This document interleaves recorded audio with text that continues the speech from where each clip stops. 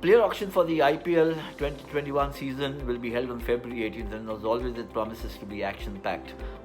We've already heard and read stories about who's been offloaded, who's been kind of preserved by franchises. But let me talk about some of the interesting moves made by some of the teams ahead of this auction. Let's start with Rajasthan Royals. They made news. They kind of shook things up by offloading Steve Smith, a heavyweight in the world of cricket, not just as a captain.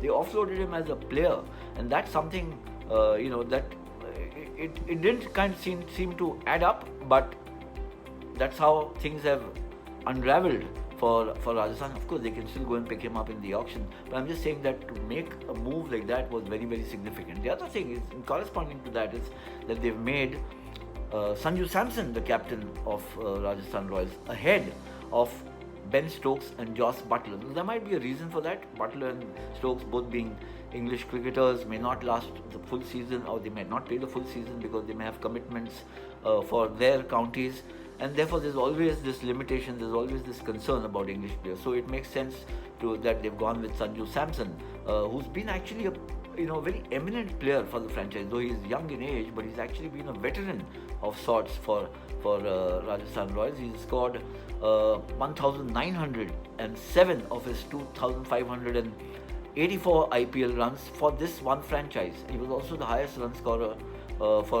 in IPL 2020 for Rajasthan Royals with 374 runs. So big confidence booster for Sanju Samson, but also along with that is a big sense of responsibility coming his way. Moving on then to Chennai Super Kings, who've signed Robin Uthappa without a trade taking place. Now this is interesting. First of all, a very I'm not a very very old player, but really a veteran, Robin Uthappa, coming into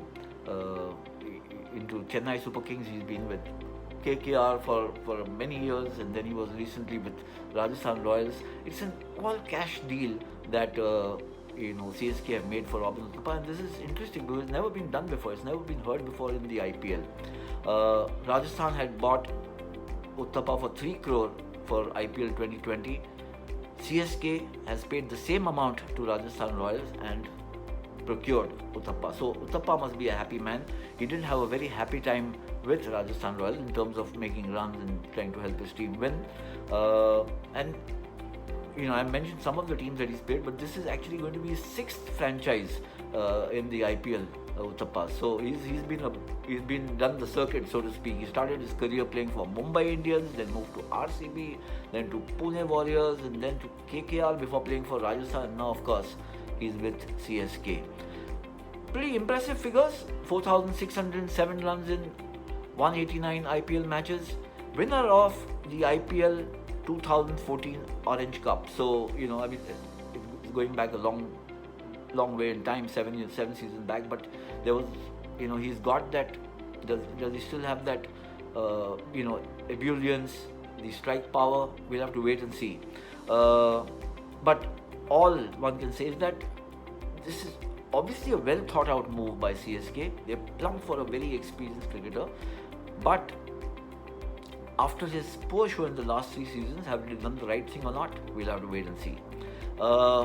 Moving on to Sunrisers Hyderabad, they've retained Jason Holder, who was a replacement for Mitchell Marsh. As we know, Mitchell Marsh got injured last time and Jason Holder was flown in. They've retained him. Sunrisers had bought Mitchell Marsh for 2 crore. He got injured in the first match, and Holder was brought in as a replacement. And Holder picked up 14 wickets in 7 matches, which is very impressive strike rate, and also he's a strong finisher with the bat. As we know, he's amongst the leading all-rounders in the world. But interestingly, Sunrisers Hyderabad have retained both players because they haven't dumped Mitchell Marsh. So in a sense, this is a smart move with the franchise because you get 2 all-rounders. Mitchell Marsh has been having a good season, or has had a good season in the BPL. So in the Big Bash League, BBL. So they have Holder and Mitchell Marsh to assist them, and at a low price. And both are, as I mentioned, in incredible form. So there's some smart thinking that has been going on there. And then Mumbai Indians have left out 4 overseas fast bowlers from their winning campaign. This is a team which had won, and they've offloaded 4 of their overseas fast bowlers. Uh, Mumbai have, Lasith Malinga has gone, he's retired.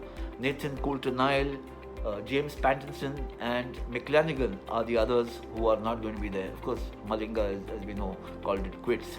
Now, this helps Mumbai. I mean, yes, it might seem that 4 fast bowlers, where the hell are they going to find bowlers and backup bowlers from?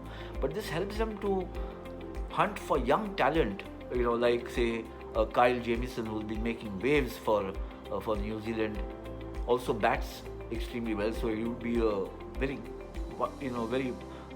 significant acquisition. And then there's Jai Richardson, who's had a very good time in the Big Bash League. So, and of course, of these 3, Coulter-Nile, Pattinson, and McLanigan, they can always go and pick 1, 2, or all 3 of them in the auctions.